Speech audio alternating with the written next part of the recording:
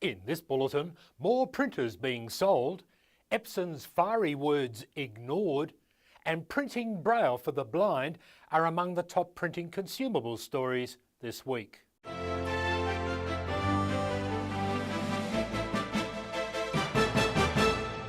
Hello, I'm David Gibbons, and here's what's happening in imaging news this week. The top 4 printer manufacturers, or OEMs, have shipped more printers in the first quarter this year. Epson led the pack with a 5.6% improvement on the same period last year. Market leader HP came in second with a 3% improvement. Canon and Brother tied third, with both OEMs experiencing a 0.6% growth. According to research analyst group IDC, entry-level colour inkjet printers were most in demand, increasing a whopping 89.2% in shipments compared with the same period last year.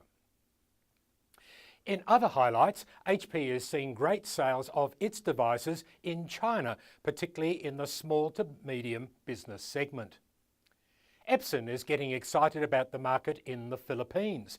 The economy is growing at 6.8% there, and Epson is the leading printer brand, holding a 41% market share. And in breaking news, the US International Trade Commission has agreed to provide advice to Chinese remanufacturing giant Ninestar, in spite of a fiery response from Epson, who told the Commission Ninestar cannot be trusted. The ITC has appointed Judge Shaw to provide an opinion to Ninestar as requested. With a recent US Supreme Court decision backing its chances, Ninestar believes some of its cartridges no longer fall under the Epson General Exclusion Orders, or GEOs. It could take 3 to 6 months for Judge Shaw to provide his opinion. And in other news, Ricoh has a £1.3 billion or $1.7 billion agreement to aid healthcare services in the UK.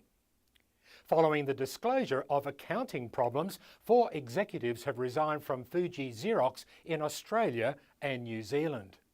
And Kyocera has been granted ISO 27001 credentials in Europe, which will allow it to compete for tenders where document security for employees and customers is a mandatory requirement.